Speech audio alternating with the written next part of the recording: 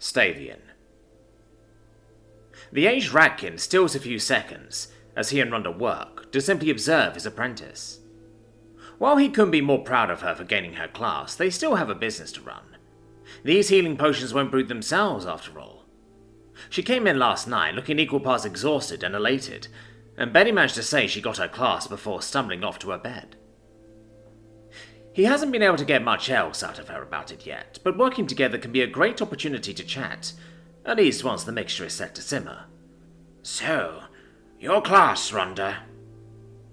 The young goblin's eyes brighten as she's reminded she hasn't had much of a chance to explain just what happened. Yes, Freddie and I both got our classes. We asked Thedium to help and he set free challenges for us. Stavian nods and starts preparing ingredients for the lightning resist potions, and Rhonda cleans the various dirty glassware as she continues to talk. First we had to capture Vernu, one of the ruling triumvirate of the Spiderkin Enclave. Even more, she had Queen's help. Oh? The alchemist, Scion? I'd wager it was a difficult challenge to beat then. Rhonda giggles. It was, but we also got pretty lucky. Vernu didn't take us as seriously as she should have. We only barely won though, by catching her in a web trap. And catching ourselves too. Tiny helped us out of the web and Timo told us we won. And Queen wanted to show off a weird alchemical thing she created to help Vernu, but she never got a chance before we won, so they demonstrated it. Stavian waits a few seconds for her to say what it was, but a glance shows she's trying to get him to ask, instead of just telling it herself. He smirks and decides to give her the satisfaction. It's part of her story about getting her class, so she deserves to tell it how she wants. Well, what was it? He asks, honestly curious what Queen came up with. From what he's seen of her work, she's got a lot of interesting ideas, like that water-breathing potion she came up with. It was a two-part reaction. First, it would spread a slick of ice and build up energy above the center of it. Then it'd release all that energy in a loud and bright explosion. But it's not like a fireball, but more like a thunderclap. More disorienting than damaging. I've been calling it a frostbang. Says the Ratkin, as he considers what a flask like that would require. That's an odd combination of affinities. How large was the flask to be able to contain all that matter? That's the best part. It was normal size. Steven looks at her like he doesn't believe her, as she just smiles wider. Right? I kind of know part of how it was done too. That's how I got my class, but I'm getting ahead of myself. He considers just telling her to explain, but holds himself back. She'll get there eventually. So, what was the second challenge? It was a lot less strenuous than the first, at least physically. I had to help Thing with an enchanting array that would turn lightning into thunder mana for a weird instrument Thedium is working on. I think it's some kind of lute or something. It uses plucked strings at least, but no matter what we tried, it didn't make different notes. I was pretty sure it was beyond me, and I said so, but something about what I said seemed to make Thing realize something incredible. What'd you say? I don't remember.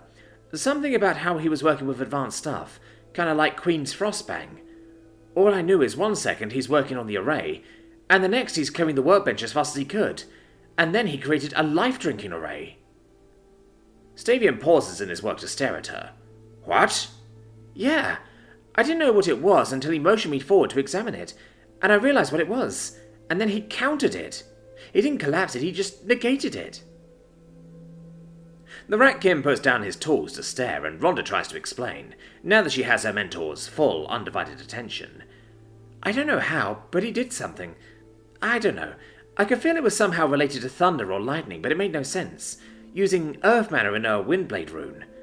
Whatever he did, though, the life-drinking just winked out of existence. Stavian's gaze grows distant as he tries to work through what Rhonda could have seen, but his imagination fails him.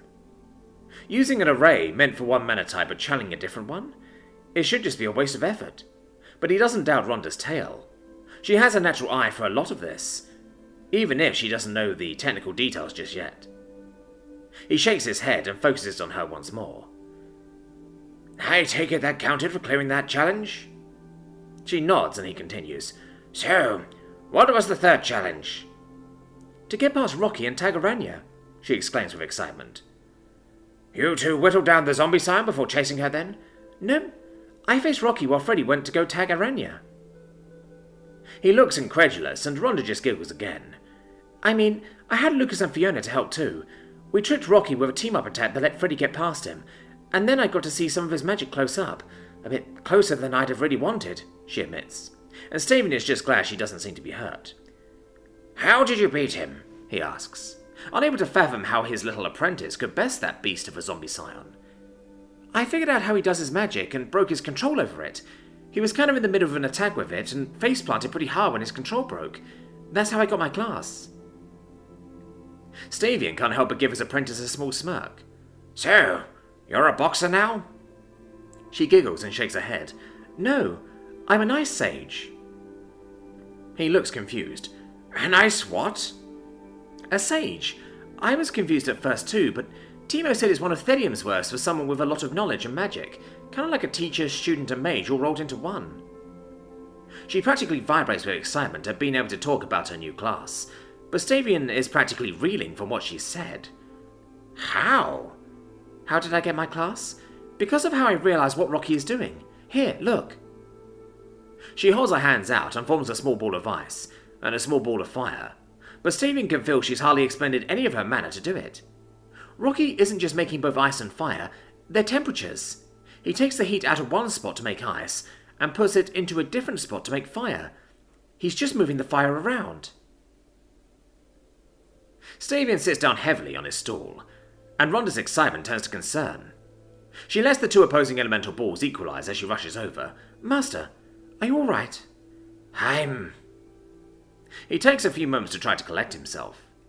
Physically, he's as fine as ever, but Rhonda's story seems impossible in so many ways. And yet he saw her manipulate ice and fire like they're the same affinity. But it makes no sense. At least there's an easy way to tell if she's telling the truth, or if she's somehow wrong about all this. May I scry your class? He asks, and she nods without hesitation. It's hardly any effort for him to create a scrying enchantment on a handy lens, and he almost drops it at what he sees. She's an ice sage, and she's picked up the fire affinity now. She doesn't have the arcane affinity he would have expected, but if she's right about what she's learned, it might be a bit of a moot point. While arcane can mimic a lot of other affinities, it's not especially powerful. If she tried to do that fire and ice trick using arcane mana, it would have cost a lot more. But how did she get a class he's never heard of before? It's apparently because of Thedium, which probably shouldn't be surprising, but it is concerning. A young dungeon like that has concepts powerful enough to create new classes? He tries to keep his hand from shaking as he sets the lens down. Did Freddy get a new class too? Rhonda still looks concerned, but answers him. Yeah, he's a Legionnaire Paladin of the Crystal Shield. Another strange word, another new concept, another new class. He's going to need to talk to Torlon later, and possibly Inspector Tal, and certainly Thedium. Rhonda didn't say it was her own word, but one of Thedium's. There was a lot more going on in that dungeon than it's been letting on. Before his thoughts can spiral too much further, wondering what Doc has gotten into, the distinctive scent of a potion on the verge of being ruined reaches his nose. Existential crises later, potions now. Kill the fire and pull the heat out of the batch, Rhonda. Put your class to use, saving our work.